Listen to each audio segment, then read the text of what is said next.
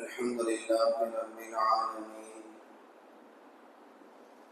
نحمده ونستعينه ونستغفره ونؤمن به ونتوكل عليه ونعوذ بالله من شرور أنفسنا ومن سيئات أعمالنا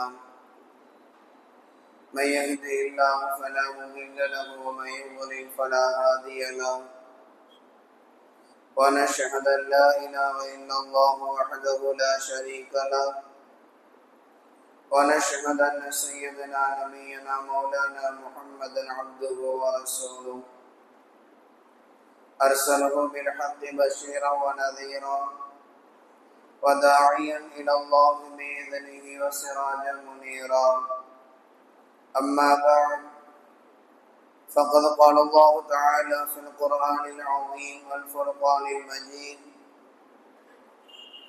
أعوذ بالله من الشيطان الرجيم بسم الله الرحمن الرحيم وأقيموا الصلاة وآتوا الزكاة صدق الله العظيم. எல்லா புகழும் அல்லாஹ் ஜல்ல ஷானுஹு தஆலா ஒருவனுக்கே உரித்தாகட்டுமாக. கண்மணி நாயகம் ஸல்லல்லாஹு அலைஹி வஸல்லம் அவர்களின் மீதும் அவர்களின் வழிவந்த சஹாபாக்கள், தாபியன்கள், தபா தாபியன்கள், ஷுஹதாக்கள், சாலிஹீன்கள், நல்லோர்கள் நம் அனைவரின் மீதும் அல்லாஹுவின் அன்பும் அருளும் கருணையும் என்றென்றும் நிறைவாக உண்டாகட்டுமாக. ஆமீன்.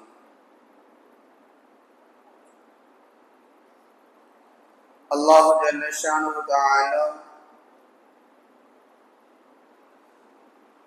தன்னுடைய அடியார்களின் மீது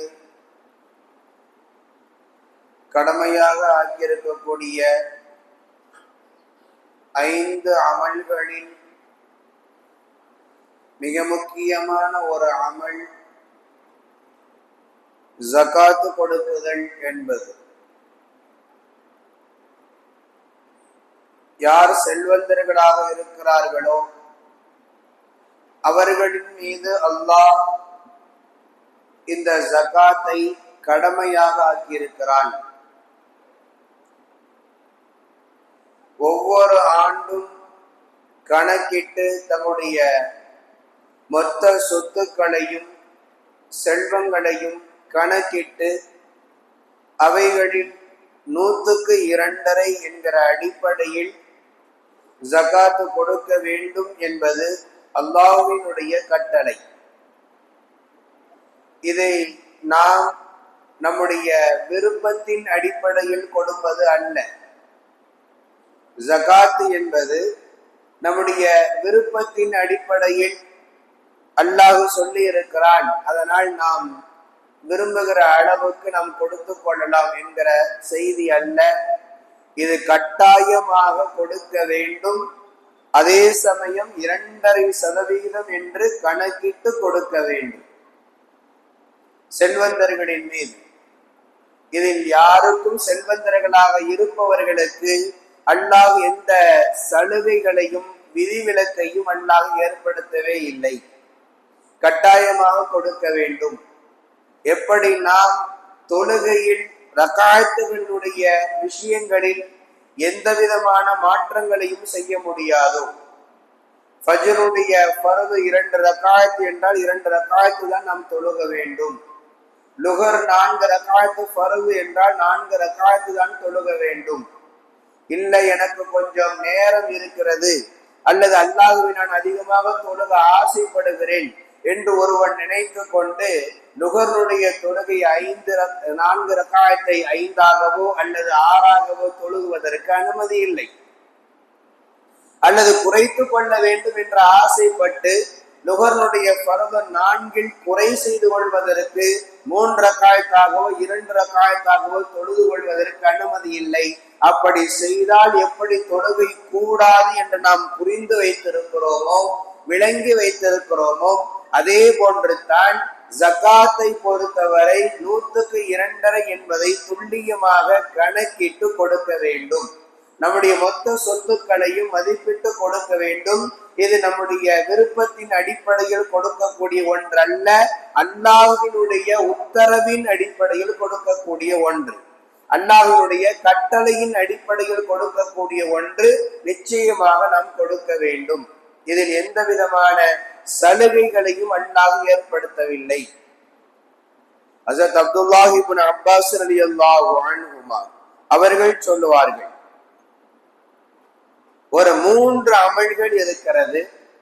அந்த 3 அமல்களையும் அல்லாஹ் திருக்குர்ஆனில் பெரும்பாலான இடங்களில் சேர்த்தே சொல்லுகிறான், வேறொரு அமலோடு சேர்த்து சொல்லுகிறான். ஒரு 3 அமலை அல்லாஹ் திருக்குர்ஆனில் இன்னொரு 3 அமல்களோடு அல்லாஹ் அதை சேர்த்தே சொல்லுகிறான். அதனால் ஒரு அமல் கூட வேண்டும் என்றால் அதோடு சேர்ந்து சொல்லி இருக்கக்கூடிய இன்னொரு அமலையும் ஒரு மனிதன் செய்வது என்பது கட்டாயம் என்று அப்துல்லாஹ் இப்னு அப்பாஸ் ரலியல்லாஹு அன்ஹு அவர்கள் சொல்லுவார்கள். அந்த 3 அமல் சலாசுன் மக்ரூனத்துன் பி சலாசின் லா தக்பலு வாஹிதுன் மின்ஹுன்ன இல்லா பில் உக்ரா, ஒன்று இல்லாமல் இன்னொன்று ஏற்றுக்கொள்ளப்படாது என்கிறார்கள். ஒரு அமலை விட்டு இன்னொரு அமலை மட்டும் செய்து விட்டோம் என்றால் ஏற்றுக்கொள்ளப்படாது. அவைகளில் ஒன்று லா துக்பலு தாஅத்துல்லாஹி இல்லா பி தாஅத்தி ரசூலிஹி, அல்லாஹ்வுக்கு ஒருவன் வழிபட வேண்டும் என்றால் அவனுடைய ரசூலுக்கு வழிபட்டு தான் வழிபட முடியும். குர்ஆனில் பல இடங்களில் அல்லாஹ் சொல்லுகிறான், வஅத்தியுல்லாஹ வஅத்தியுர் ரசூல், அல்லாஹ்வுக்கு வழிபடுங்கள், இன்னும் ரசூலுக்கு வழிபடுங்கள் என்று அல்லாஹ் சொல்லுகிறான். எனவே அல்லாஹ்வுக்கு ஒருவன் கட்டுப்பட்டவனாக இருக்க வேண்டும் என்றால் அவனுடைய தூதருக்கும் அவன் கட்டுப்பட்டவனாக இருக்க வேண்டும் என்று சொல்லுகிறார்கள். இரண்டாவது, வலா துக்பலு ஸலாத இல்லா பி அதாஇஸ் ஸகா, தொழுகை ஏற்றுக்கொள்ளப்பட வேண்டும் என்றால் ஜகாத்தை கொடுப்பதை கொண்டே தவிர முடியாது.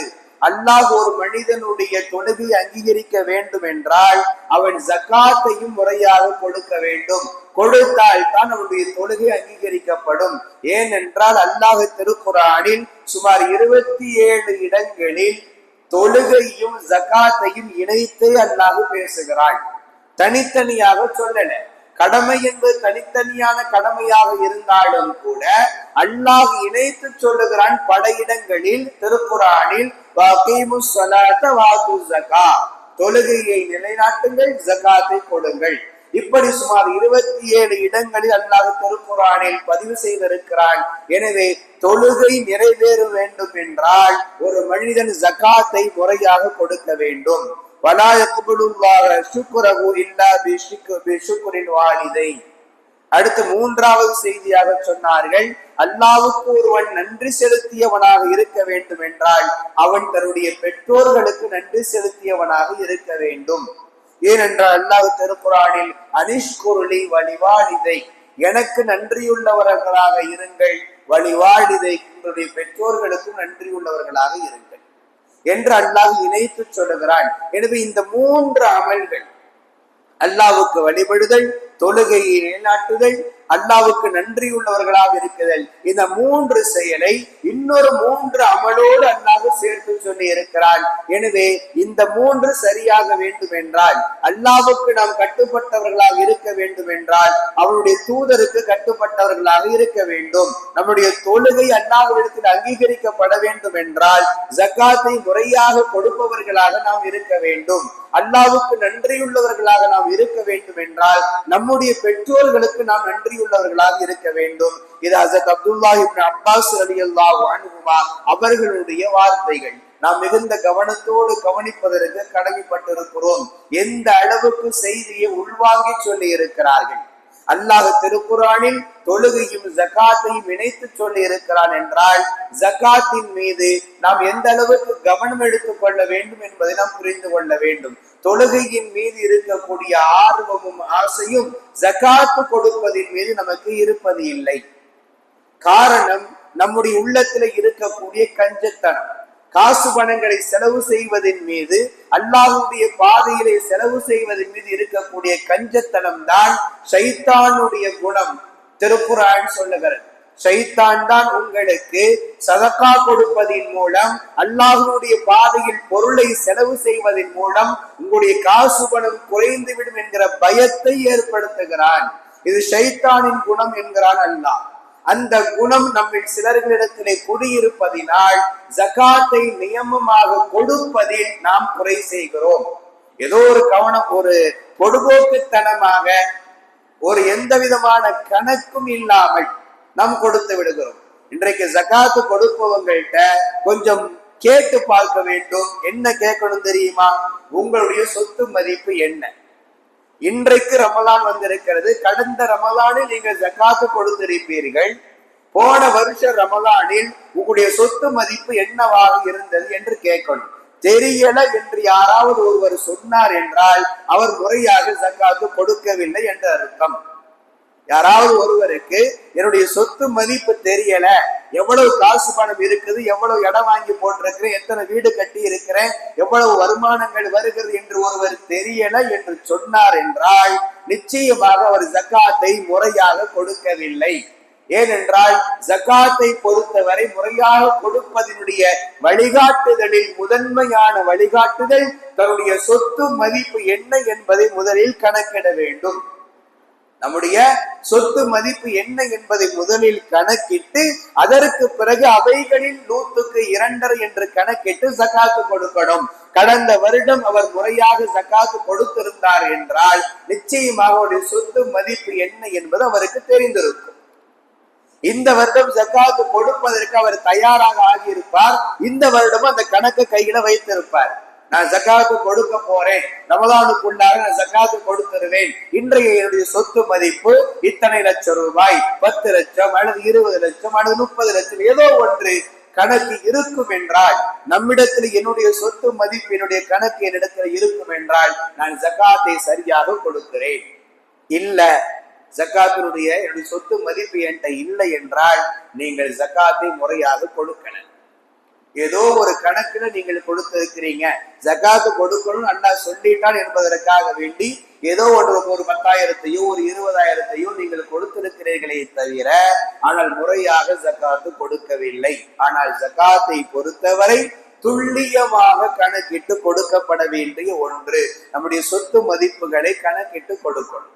அதே சமயம் மார்க்கம் மிகவும் வலியுறுத்தி சொல்லுகிறது ஜகாத்தை. எந்த அளவுக்கு என்றால், ஹஜரத் அபூபக்கர் ரலியல்லாஹு அன்ஹு அவர்கள் அறிவிப்பு செய்தார்கள். தாங்கள் கலீஃபாவாக ஆனதற்கு பின்னால் நாட்டு மக்களுக்கு அறிவிப்பு செய்தார்கள். எந்த அளவுக்கு அறிவிப்பு செய்தார்கள் என்றால், மக்களே, நீங்கள் ஜகாத்தை முறையாக கொடுத்து விடுங்கள், நீங்கள் ஜகாத்தை முறையாக கொடுத்து விடுங்கள். கணக்கிட்டு கொடுக்கப்படாமல் உங்களிடத்தில் ஒரு ஒட்டகத்தினுடைய மூக்கணாங்கயிறு உங்களிடத்துல இருக்கும் என்றால் அதை நான் போர் செய்தாவது பிடுங்குவேன். அபூபக்கர் ரலியல்லாஹு அன்ஹு அவர்கள் சொன்ன வார்த்தை யோசித்து பார்க்கணும். ஒரு கயிறுக்கு, ஆனால் அது ஜகாத்துடைய பொருள். அபூபக்கர் ரலியல்லாஹு அன்ஹு அவர்கள் சொல்லுகிறார்கள், ஜகாத்தினுடைய ஒரு பொருள், ஒரு ஒட்டகம் கட்டக்கூடிய ஒரு கயிறு உங்களிடத்துல இருக்கும் என்றால் அதற்கு நம்மிடத்துல எந்த மதிப்பும் இருக்காது. ஆனால் அது ஜகாத்தின் பொருளாக ஆகிவிட்டது என்றால் அது அல்லாஹ்வினுடைய பொருள், அது அல்லாஹுவுக்கு சொந்தமானவை. அந்த பொருளை ஏழைகளுக்கு கொடுக்க வேண்டும் என்று அல்லாஹ் உத்தரவிட்டு இருக்கிறான். எனவே அந்த பொருளை நீங்கள் வைத்துக் கொண்டிருந்தீர்கள் என்றால் அது எனக்கு தெரிய வரும் என்றால் போர் செய்தாவது உங்களிடத்திலே சண்டையிட்டாவது அந்த கயிற்றை நான் கொடுங்குவேன் என்றார்கள் ஹஜ்ரத் அபூபக்கர் ரலியல்லாஹு அன்ஹு அவர்கள். கொஞ்சம் யோசித்து பார்க்க வேண்டும். எந்த அளவுக்கு ஜகாத்தின் மீது நாம் கவனம் செலுத்த வேண்டும் என்பதை நாம் கொஞ்சம் யோசிக்க வேண்டும். அந்த அளவிற்கு மார்க்கம் வலியுறுத்தி சொல்லுகிறது.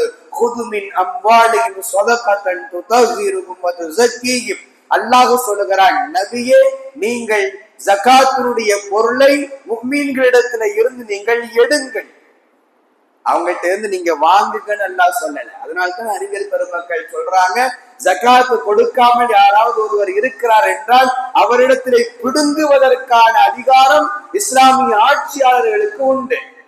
பிடுங்குவதற்கான அதிகாரம். கொடுக்க முடியாது என்று சொல்லி அவர் வைத்துக் கொண்டிருக்கிறார் என்றால் அப்படியெல்லாம் விட முடியாது. நீ கொடுத்துத்தான் ஆகணும். உன்னுடைய சொத்து மதிப்பு இவ்வளவு, எனவே உன்னுடைய மதிப்புக்கு நீ இவ்வளவு பணம் நீ கொடுத்துதான் ஆக வேண்டும் என்று பிடுங்குவதற்கான அதிகாரம் இஸ்லாமிய ஆட்சியாளர்களுக்கு உண்டு. குதுமின் அம்பாலியும் அல்லாஹ் சொல்லக்கூடிய வார்த்தை, நபியே நீங்கள் அவங்களுடைய செல்வத்துல இருந்து ஜகாத்துடைய பொருளை நீங்கள் எடுங்கள் என்று அல்லாஹ் சொன்னான்.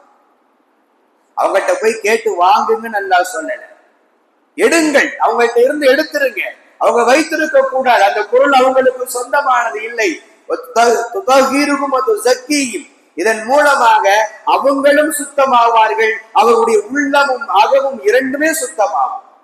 வெளிப்புறமும் உள்புறமும் காசு பணங்களும் உடல் ஆரோக்கியமும் எல்லாமே அவர்களுக்கு சுத்தமாக ஆகும். எனவே அவர்களுக்கு இது நலவுதான். எனவே நீங்கள் எடுங்கள். ஜகாத்துடைய பொருளை அவர்கள் வைத்துக் கொண்டிருப்பது அவர்களுக்கு ஆபத்து, அவர்களுடைய வாழ்க்கைக்கு ஆபத்து. அவர்கள் நலமோடு இந்த உலகத்திலே வாழ முடியாது. அவர்கள் பல்வேறு விதமான பிரச்சனைகளையும் நிம்மதியை இழக்க வேண்டிய சூழ்நிலைகள் உருவாகும். எனவே நீங்கள் எடுத்துக்கொள்வது எதற்கு தெரியுமா? அவர்களை நீங்கள் சுத்தப்படுத்துகிறீர்கள். அல்லாஹ் சொன்ன வார்த்தை, ரசூலுக்கு சொன்ன வார்த்தை.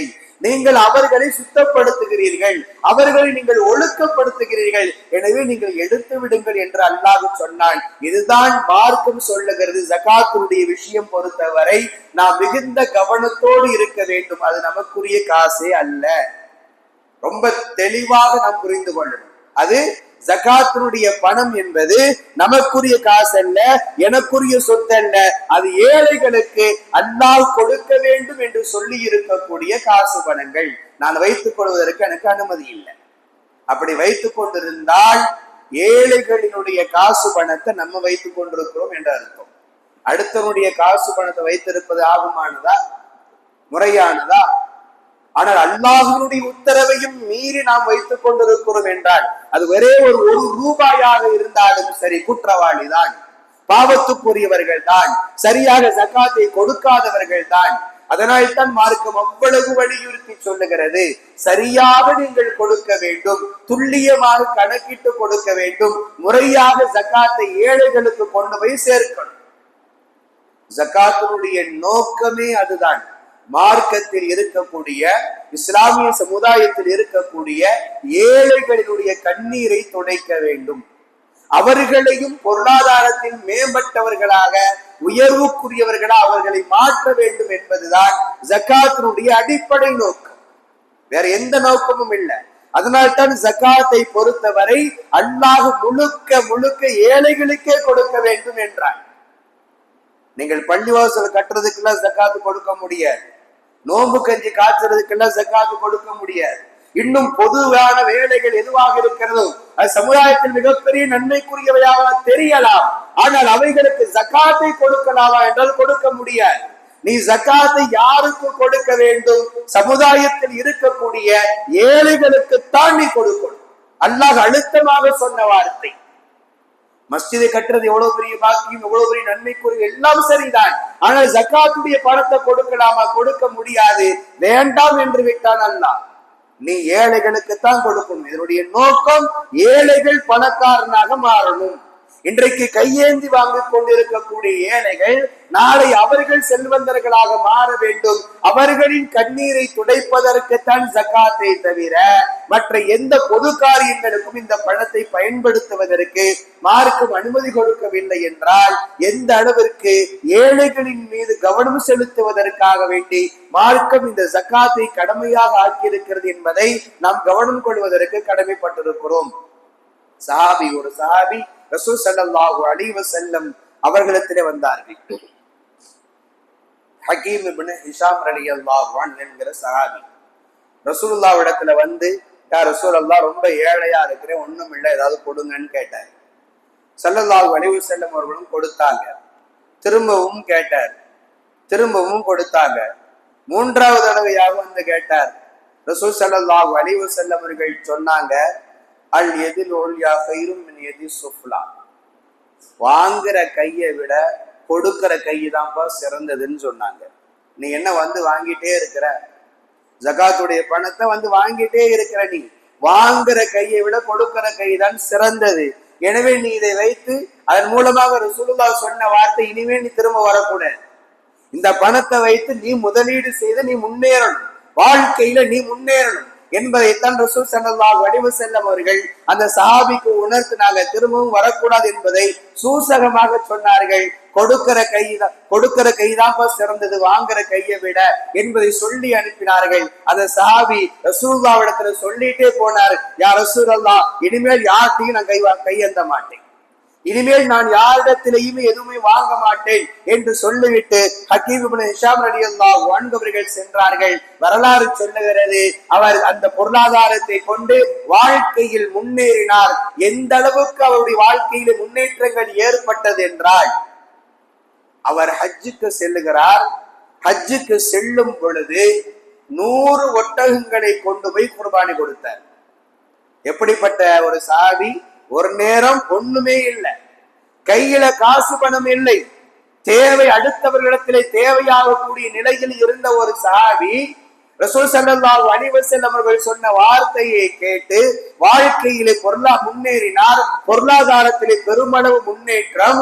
100 ஒட்டகத்தை கொண்டு போய் ஜகாத்து கொடுத்து விட்டு வந்தார். அடுத்த ஆண்டு மீண்டும் ஹஜ்ஜுக்கு போகிறார். போகும் பொழுது 100 அடிமைகளை கொண்டு போய் உரிமையிட்டு வருகிறார். அடையாளப்படுத்தி சொல்லுகிறார், தன்னுடைய ஹக்கீம் இப்னு ஹிஷாமுடைய அடிமைகளை அல்லாஹ்வுக்காக வேண்டி நான் உரிமையிடுகிறேன் என்று சொல்லி அவர்களுடைய கழுத்துல அடையாளமிடப்பட்ட ஒரு எழுத்துல எழுதிய ஒரு போர்டையும் தொங்க விட்டார். எதற்காக வேண்டி தெரியுமா?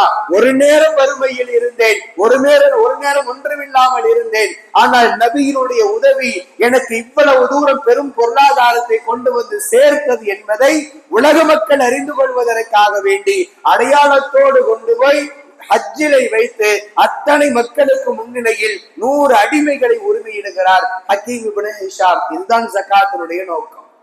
ஒரு நேரம் அவர் வாங்குற நிலைதான், ஆனால் கொடுக்கப்பட்ட காசை கொண்டு முன்னேறினார். அதற்கு பின்னால் வாழ்க்கையிலே மாற்றங்கள் ஏற்பட்டு அவர் அடுத்தவர்களுக்கு கொடுக்கக்கூடிய அளவிற்கு மாற்றங்கள் ஏற்பட்டது. இதைத்தான் மார்க்கம் விரும்புகிறது, இதைத்தான் மார்க்கம் சொல்லுகிறது. வெறுமனே சும்மா கொடுத்துட்டு போறது அல்ல. ஆனால் இன்றைக்கு பொதுவாகவே ஜகாத் என்று வரும் பொழுது ஏதோ 100க்கு 2 அளவுக்கு இருந்தா கொடுக்கிறதுக்கு மனசு வருது. 100 ரூபாயில ஒரு 2000 ரூபாயை தர்மம் செய்யணும்னா பெருசா தெரியறது இல்லை. 1000க்கு ஒரு 250 கொடுப்ப, 25 ரூபாயை கொடுப்பான பெருசா தெரியறது இல்லை. 10,000க்கு 250, 1 லட்சத்துக்கு 2500 ரூபாய், 2500 ரூபாயும் பெருசா தெரியறது இல்லை, கொடுத்துறோம். அப்படியே 10 லட்சம் போகுது, 1 கோடின்னு போகுது அப்படின்னு சொத்து போகும்போது, ஒரு லட்சக்கணக்கில் ஜகாத்துடைய பணம் வரும்போது அப்படியே நமக்கு கொஞ்சம் பயம், எங்க காசெல்லாம் குறைஞ்சிருமோ, எங்க இல்லாம போயிருமோ என்கிற பயத்தில் கொடுப்பதற்கு தயாராக இல்லை. அவ்வளவுலாம் கொடுக்க முடியாது. ஒரு 2.5 லட்சம் ரூபாய் ஜகாத்துடைய கணக்கு வருது, ஏதோ 1 லட்சம் ரூபாய் அல்லது ஒரு 10,000 ரூபாய் 20 ஏதோ ஒண்ணு கொடுத்துட்டு நானும் ஜகாத்து கொடுத்துட்டேன் என்று சொல்லி கொள்ளுவோம். அப்படின்னு நம்முடைய மனோநிலை அல்லாஹ் பாதுகாக்க வேண்டும். இல்லை, அந்த 2.5 லட்சம் ரூபாய் ஜகாத்துடைய பணம் என்றால் அந்த 2.5 லட்சம் ரூபாயும் வெளியில போகணும், உங்களை விட்டு வெளியில போய்விட வேண்டும். உங்களிடத்தில் அது இருந்தால் உங்களுக்கும் ஆபத்து, உங்களுடைய செல்வத்திற்கும் ஆபத்து, உங்களுடைய உடல் ஆரோக்கியத்துக்கும் ஆபத்து, பொருளாதாரத்திற்கும் ஆபத்து, குடும்பத்திற்கும் ஆபத்து. அறிஞர் பெருமக்கள் மிக அழகாக எழுதி வைத்திருக்கிறார்கள். முறையாக ஜகாத்து கொடுக்காமல் ஜகாத்துடைய பணத்தை பிடுங்கி தனக்குள்ளேயே வைத்துக் கொண்டிருப்பவன், 1 லட்சம் ரூபாய் கொடுக்கிற இடத்துல ஒரு 50,000 ரூபாயை கொடுத்து விட்டு 50,000 ரூபாயை தனக்குள் சுருட்டி வைத்துக் கொண்டிருப்பவன். அறிஞர் பெருமக்கள் அழகாக எழுதி வைத்திருக்கிறார்கள், என்ன நிலை இவனுக்கு ஏற்படும் என்றால் இவனுடைய உடல் பாதிப்பு ஏற்பட்டு அந்த காசு பணங்கள் எல்லாம் மருத்துவத்திற்கு செலவாகும். நோயை அல்லாது தந்து விடுவான். ஏதாவது நோயை கொடுத்து விட்டு அந்த நோயில போய் இந்த காசு எல்லாம் போகும். இல்லையா அவனுடைய பொருளாதாரத்தை அவருடைய கடையில திருடு போகும், அல்லது கடையில எரிந்து போகும் நெருப்புகளை கொண்டு அல்லாஹ் எரிய வைத்து விட்டு அதனுடைய கணக்குகளை எல்லாம் கழித்து விடுவான். அறிஞர் பெருமக்களுடைய வார்த்தைகள். யோசித்து பாருங்கள், ஜகாத் முறையாக கொடுக்காத பொழுது இவ்வளவு பிரச்சனைகள் அதற்குள் இருக்கிறது. யோம யுஹ்மா அலைஹா ஃபீ நாரி ஜஹன்னம ஃபதுக்வா பிஹா ஜிபாஹு ஜுனூபுஹும் வ ظுஹூருஹும். அல்லாஹ் சொல்லக்கூடிய வார்த்தை திருக்குர்ஆனில் இருக்கிறது. அல்லாஹ் சொல்லக்கூடிய வார்த்தை, நாளை வறுமை நாளில் ஜகாத்து கொடுக்காதவருடைய செல்வங்களை எல்லாம் அல்லாஹ் ஒன்று சேர்த்து வைத்துக் கொண்டு அவைகள் எல்லாம் நரக நெருப்பில் பழுக்க காய்ச்சி அவருடைய விழாப்புறங்களிலும் நெற்றியிலும் முதுகிலும் அல்லாஹ் சூடு போடுவான். ஹாதாமா கனூஸ்தும் லிஅன்ஃபுசிக்கும், அனுபவித்து பாருங்கள், இதுதான் உங்களுடைய செல்வம், இதுதான் நீங்கள் எதற்கு ஜகாத் கொடுக்காமல் நீங்கள் வைத்திருந்தீர்களோ அந்த பணம் இதுதான், அனுபவியுங்கள் என்று சொல்லி அவர்களுக்கு சூடு போடப்படும், நெருப்பினால் அவர்களுக்கு சூடு போடப்படும். திருக்குர்ஆன் சொல்லுகிறது, யார் ஜகாத்தை முறையாக கொடுக்கவில்லையோ அவர்களுக்கு இந்த நிலை ஏற்படும் என்று குர்ஆன் சொல்லுது. யோசித்து பாருங்கள், எவ்வளவு தூரம் கடுமையான வார்த்தைகளை குர்ஆன் ஜகாத் கொடுக்காதவர்களின் மீது பயன்படுத்துகிறது என்பதை யோசிக்கணும். அவர்கள் நரகத்துக்குரியவர்களாக, நரகத்தினுடைய வேதனைகள் அவர்களுக்கு கிடைக்கும் என்று குர்ஆன் சொல்லுகிறது என்றால் நாம் எந்த அளவுக்கு பயத்தோடு அல்லாஹ்வுடைய அச்ச உணர்வோடு ஜகாத்தை முறையாக கொடுக்க வேண்டும் என்பதை நாம் புரிந்து கொள்ளணும். எந்த விதத்திலும் சரி அது நமக்குரிய காசு அல்ல, இந்த சிந்தனை முதல்ல நமக்கு வரணும். எந்த விதத்திலும் அது எனக்குரிய காசு அல்ல, இது அல்லாஹ் அடுத்தவர்களுக்கு கொடுக்க வேண்டும் என்று சொன்ன காசு, எனவே நான் இதை அடுத்தவர்களுக்கு கொடுப்பேன் என்பதுதான் ஒரு மனிதனுடைய மனோநிலையாக இருக்கும். அது எவ்வளவு வேண்டும் என்றால் வரட்டும். ஆனால் ஒன்றை நன்றாக நாம் புரிந்து கொள்ளணும், ஜகாத்தை கொண்டு கொடுப்பதின் மூலம் ஒருவன் என்றைக்கும் ஏழையாக ஆக மாட்டான், என்றைக்கும் ஏழையாக ஆக மாட்டான், அல்லாஹ்வுடைய வாக்குறுதி. ஆனால் நமக்குத்தான் அதன் மீது நம்பிக்கை குறைவாக இருக்கிறது. ஷைத்தான் தான் பயத்தை ஏற்படுத்துவான் என்று அல்லாஹ் சொல்லுகிறான். நீங்கள் ஜகாத்து கொடுப்பதன் மூலம், தான தர்மங்கள் செய்வதன் மூலம் உங்களுடைய செல்வம் குறைந்துவிடும் என்கிற பயத்தை ஷைத்தான் ஏற்படுத்துவான். ஆனால் அல்லாஹ் என்ன சொல்லுகிறான், அது உங்களுக்கு லாபகரமானவை, உங்களுக்கு மேலும் மேலும் அதிகரிக்கும், உங்களுக்கு மேலும் மேலும் பொருளாதாரத்திலே அதன் மூலமாக முன்னேற்றம் ஏற்படும் என்று அல்லாஹ் சொல்லுகிறான். இங்கு நாம் அல்லாஹ்வுடைய வார்த்தையின் மீது நமக்கு நம்பிக்கை இல்லை. அதனால்தான் நம்ம முறையாக என்ன செய்யறது இல்லைன்னா ஜகாத்தை முறையாக கணக்கிட்டு கொடுப்பது இல்லை. ஜகாத்தை முறையாக கணக்கிட்டு கொடுக்க வேண்டும், துல்லியமான கணக்கிட்டு கொடுக்கணும், கூடுதல் குறைவு இல்லாமல் கொடுக்கணும். சில பேர் சொல்லுவாங்க, கணக்கு பார்த்தா 1 லட்சம் ரூபாய் வரும், ஆனா நான் 1.5 லட்சம் ரூபாய் ஜகாத்து கொடுத்துட்டேன், அதை விட அதிகமாவே. கணக்கு பார்த்தா இல்ல, கணக்கு பார்க்கணும், கணக்கு பார்த்துத்தான் கொடுக்கணும். ஜகாத்து பார்த்தா வரும் என்பதல்ல, பார்த்துத்தான் கொடுக்க வேண்டும். எவ்வளவு வருகிறதோ அதுதான் கொடுக்க வேண்டும். நான் ஆரம்பத்திலே சொன்னதை போன்று, எப்படி தொழுகை 2 ரக்காயத்தோ, தொழுகை 4 ரக்காயத்தோ, 2 என்றால் 2 தான், 4 என்றால் 4 தான், அதே போன்றுதான் ஜகாத்தை பொறுத்தவரை 2.5% என்றால் 2.5% தான் கொடுக்கணும். கூடுதல் குறைவு செய்ய முடியாது. கூடுதலாக சதக்காவாக ஆகும், அது எவ்வளவு வேண்டும் என்றாலும் கொடுக்கலாம். சதக்காவில் மட்டும்தான், தர்மத்தில் மட்டும்தான் கணக்கு என்பது கிடையாது. ஆனால் ஜகாத்தை பொறுத்தவரை அல்லாஹ் கணக்கை நிர்ணயம் செய்து விட்டான், 100க்கு 2 என்று கணக்கை நிர்ணயம் செய்து விட்டான். எனவே அந்த அடிப்படையில் தான் ஜகாத்துடைய பொருள் வெளியிலே கொடுக்கப்பட வேண்டும். சொல்லுகிறார்கள், உங்களுடைய பொருளாதாரத்தை, உங்களுடைய காசு பணத்தை ஜகாத்தை கொண்டு நீங்கள் பாதுகாத்துக் கொள்ளுங்கள். உங்களுடைய பொருளாதாரத்தை இன்னும் நம்ம பாதுகாத்து வச்சுக்கணும். செல்வம் என்னிடத்திலேயே இருக்கணும். இன்னைக்கு என்னுடைய மதிப்பு 1 கோடி ரூபாய் இருக்குதுன்னா, இந்த 1 கோடி ரூபாய் காசு பணம் என்னிடத்திலேயே இருக்க வேண்டும் என்று நாம் ஆசைப்பட்டோம் என்றால் அதற்கான ஜகாத்தை முறையாக கொடுக்கணும். கொடுத்தால் அந்த பணம் நமக்குரியவை நம்மிடத்திலேயே இருக்கும். அல்லாஹ் அதை கொண்டு நமக்கு மேலும் வளர்ச்சியை ஏற்படுத்துவான். இல்லை என்றால் அது வேறு வழியிலே செலவுகளை ஏற்படுத்தி அது ஒன்றுமில்லாமல் போய்விடும். ரசூல் ஸல்லல்லாஹு அலைஹி வஸல்லம் அவர்களிடத்திலே ஒரு சஹாபி கேட்டார், ஜாபிர் ரலியல்லாஹு அன்ஹு, قال رجل يا رسول الله أرأيت إن أدى رجل زكاة ماله, ஒரு மனிதர் ஜகாத்தை கொடுத்துட்டார், அவரை பத்தி நீங்க என்ன நினைக்கிறீங்கன்னு கேட்டார். ஒரு மனிதர் தன்னுடைய பொருளாதாரத்திற்கு ஜகாத்தை கொடுத்து விட்டார், அவரை பற்றி நீங்கள் என்ன சொல்றீங்க? ரசூல் ஸல்லல்லாஹு அலைஹி வஸல்லம் அவர்கள் சொன்னார்கள், மன் அத்தா ஜகாத்த மாலஹு ஃபகத் ذهب عنه الشر. ஒரு மனிதர், எந்த மனிதர் ஜகாத்தை முறையாக கொடுத்து விட்டாரோ அவரிடத்தில் இருந்து அவருக்கு தீங்கு இழைக்கக்கூடியவை எல்லாம் அவரை விட்டு நீங்கி விட்டது என்றார்கள். அவருக்கு எதுவெல்லாம் தீங்கு ஏற்படுத்துமோ, பாதிப்பை கொடுக்குமோ, அதுவெல்லாம் அவரை விட்டும் நீங்கிவிட்டது. ஜகாத்தை ஒருவர் முறையாக கொடுத்து விட்டார் என்றால் அவ்வளவு பெரிய பாதுகாப்பை அல்லாஹ் ஏற்படுத்தி கொடுக்கிறான். பொருளுக்கும் பாதுகாப்பு, உடலுக்கும் பாதுகாப்பு, அத்தனைக்கும் பாதுகாப்பை அல்லாஹ் ஏற்படுத்தி நம்முடைய குடும்பங்களில் நிம்மதியையும் சந்தோஷத்தையும் அல்லாஹ் ஏற்படுத்துகிறான். எப்பொழுது ஜகாத்தை முறையாக கொடுக்கும் பொழுது. சதகாவினுடைய நிலை என்பது வேறு, ஜகாத்தினுடைய நிலை என்பது வேறு. சதகா என்பது ஒருவர் விருப்பத்தின் பேரில் கொடுக்கக்கூடியவை, ஜகாத் என்பது ஒருவன் கட்டாயத்தின் பேரில் கொடுக்கக்கூடியவை. ரெண்டுக்குமே டிஃபரெண்ட் இருக்கு.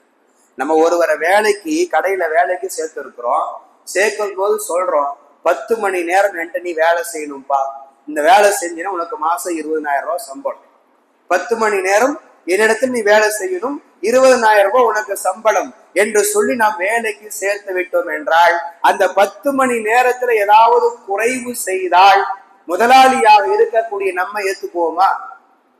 ஏத்துக்க மாட்டோம். உனக்கு 20,000 ரூபாய் சம்பளம் பேசி இருக்கிற, வேலை செய்யணும், நீ வாட்டுக்கு 10 மணி நேரத்துல நீ 8 மணி நேரம் தான் வர்ற, 7 மணி நேரம் தான் வர்ற என்று சொல்லி அவரிடத்திலே நாம் கடிந்து கொள்வோம். இது கட்டாயமானவை.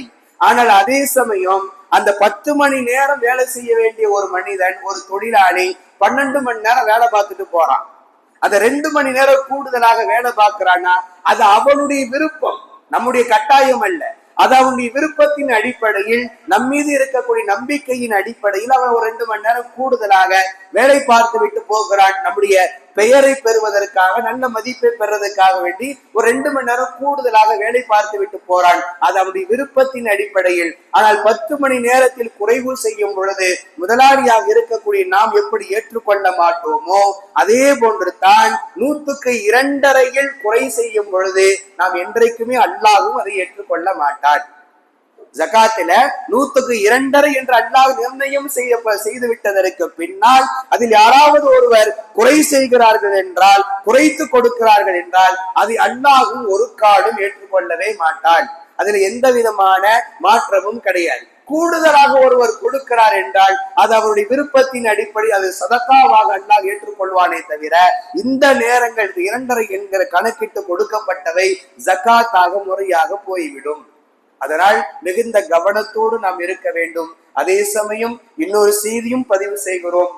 நம்முடைய உறவினர்கள், சொந்தங்கள், யாருடைய மகல்லாவாசிகள் யாராவது ஒருவர்கள் சிரமத்துல இருக்கிறாங்க, அவங்களுக்கு ஒரு தொழிலை செய்வதற்கு ஒரு காசு பணங்கள் தேவை என்றால் கொண்டு போய் மொத்தமாக கொடுத்து தொழில் செய்வதற்கான வழிகளை ஏற்படுத்தி கொடுங்கள். சும்மா வர்றவங்களுக்கு 1000, 2000 பிச்சு பிச்சு கொடுத்து யாருக்குமே எந்த விதமான பலனும் இல்லாமல் போவதை விட ஒருவருக்கு மொத்தமாக அவருக்கு ஒரு 50,000 ரூபாய் தேவை அல்லது அவருக்கு 1,00,000 ரூபாய் தேவை கொடுத்தால் அவர் வாழ்க்கையில முன்னேறுவார், அவர் தொழில் செய்வார், ஒரு நல்ல நிலைக்கு வருவார் என்றால் கொண்டு போய் இந்த பணத்தை கொடுத்து இந்த பாடி முன்னேறுப்பார், ஜகாத்துடைய பணம், என்னுடைய பணம் ஜகாத்தாக தருகிறேன், வைத்துக்கொள், முன்னேறு என்று சொல்லி அவர்களை ஊக்கப்படுத்துங்கள். அப்படி கேட்கிறவங்களுக்கு 1000, 2000 கொடுத்து விட்டு மீண்டும் மீண்டும் மீண்டும் அவர்களை யாசகர்களாக, அவர்களை மீண்டும் மீண்டும் பிச்சைக்காரர்களாகவே அவர்களை வைத்துக் கொள்வதற்கு மார்க்கம் விரும்பல. ஜகாத்துடைய நோக்கமும் அது கிடையாது. முஹம்மது ஸல்லல்லாஹு அலைஹி வஸல்லம் அவர்கள் முஆத் இப்னு ஜபல் ரலியல்லாஹு அன்ஹு அவர்களை யமன் தேசத்துக்கு அனுப்பி வைக்கும் பொழுது சொல்லிவிட்ட வார்த்தை அதுதான். முஆதே, அங்கே இருக்கக்கூடிய செல்வந்தர்களிடத்திலே ஜகாத்தை முறையாக நீ வசூலித்து விடு. ஜகாத்தை வாங்கி நீ என்ன செய்ய வேண்டும் என்றால் அங்கே இருக்கக்கூடிய ஏழைகளுக்கு கொடுத்து அவருடைய வாழ்க்கையில முன்னேற்றத்தை ஏற்படுத்து.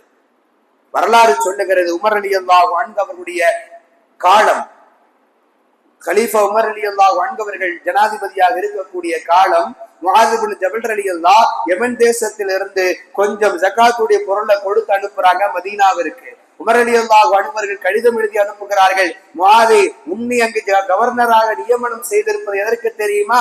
அங்கே இருக்கக்கூடிய ஜகாத்துடைய பணத்தை வாங்கி அங்கே இருக்கக்கூடிய ஏழைகளுக்கு கொடுக்கிறதுக்கு தான் உன்னை நான் நியமித்திருக்கிறோமே தவிர இங்க இருக்கிற மக்களுக்கு கொடுக்க இல்லை, எனவே நீ அங்கேயே வைத்துக்கொள் என்று அனுப்புகிறார்கள். மீண்டும் முஆத் இப்னு ஜபல் ரலியல்லாஹு கடிதம் எழுதி அனுப்புகிறார்கள், ஜனாதிபதி உமர் ரலியல்லாஹு அன்ஹு அவர்களே, இங்கே இருக்கக்கூடிய ஏழைகள் எல்லாம் செல்வ நிலைக்கு வந்து விட்டார்கள், இங்க இருக்கக்கூடிய ஏழைகள் எல்லாம் செல்வ நிலைக்கு வந்து விட்டார்கள், இங்க இருப்பவர்கள் எல்லாம் முன்னேற்றம் அடைந்து விட்டார்கள், ஜகாத்தை வாங்குறதுக்கு இங்க யாருமே தகுதியானவர்கள் இல்லை. முஆத் இப்னு ஜபல் ரலியல்லாஹு எழுதி அனுப்பிய கடிதம். இங்க ஜகாத்தை வாங்குறதுக்கு யாருமே தகுதி இல்லை. அதனாலதான் நான் உங்களுக்கு மதீனாவிற்கு அந்த பொருள்களை எல்லாம் அனுப்பி வைத்திருக்கிறேன் என்று முஆது பின் ஜபல் ரலியல்லாஹு அன்ஹு அவர்கள் கடிதம் போட்டார்கள் என்றால் இதுதான் ஜகாத்தினுடைய நோக்கம். நம்முடைய மஹல்லாவில் இருக்கக்கூடிய ஏழைகள் முதல்ல நம்முடைய உறவினர்களை பார்க்கணும். முதலில் நம்முடைய உறவினர்கள் ஏழையாக இருக்கிறாங்க, ஜகாத்து வாங்குறதுக்கு தகுதி உள்ளவங்களாக இருக்கிறாங்க, அவர்களுக்கு ஒரு தொழில ஒரு முன்னேற்றத்தை ஏற்படுத்தி கொடுப்பதற்கு முதல்ல நம்முடைய உறவினர்கள், அடுத்து நம்முடைய மகல்லாவாசிகள், அடுத்து நம்முடைய ஊர்வாசிகள், அதற்கு பிறகுதான் வெளியூர் என்கிற அளவில் மார்க்க அறிஞர்கள் பிரித்து வைத்திருக்கிறார்கள். முதல்ல நம்முடைய உறவினர்களை பார்த்து கொடுத்து அவருடைய வாழ்க்கையில முன்னேற்றத்தை ஏற்படுத்தி கொடுப்போம். அதற்கு பிறகு நம்முடைய மகல்லாவாசிகள்ல ஏழைகள் இருக்கிறார்கள் என்றால் அவர்களுக்கான ஒரு வாழ்க்கையுடைய ஒரு முன்னேற்றத்தை ஏற்படுத்தி கொடுப்போம். ஜகாத்து கடமையாக ஆக்கப்பட்டதனுடைய நோக்கமே அதுதான். அதனால் தான் அல்லாஹ் ஜகாத்தை முஸ்லிம்களுக்கு மட்டும்தான் கொடுக்கணும்னு சொல்லிட்டான். காபிர்கள் மற்ற எந்த சமுதாயத்தை சார்ந்தவர்கள் ஏழைகளாக இருந்தாலும் கொடுக்க முடியாது. சதகா கொடுக்கலாமே தவிர, ஆனால் ஜகாத்தை பொறுத்தவரை முஸ்லிம்களுக்கு மட்டும்தான் கொடுக்கணும். இந்த மார்க்கத்தில் இருக்கக்கூடிய ஏழைகளின் வாழ்க்கை செழிப்படைவதற்கு தான் ஜகாத் என்பதை நாம் புரிந்து கொள்ள வேண்டும். அல்லாஹு தஆலா நம் அனைவரையும் முறையாக ஜகாத்து கொடுக்கக்கூடிய நல்ல மக்களாக அல்லாஹ் நம் அனைவரையும் ஆக்கி அருள் புரிவானாக. ஆமீன். வ ஆகிரு தஅவானா அல்ஹம்துலில்லாஹி ரப்பில் ஆலமீன். அஸ்ஸலாமு அலைக்கும் வரஹ்மத்துல்லாஹி வபரகாத்துஹு.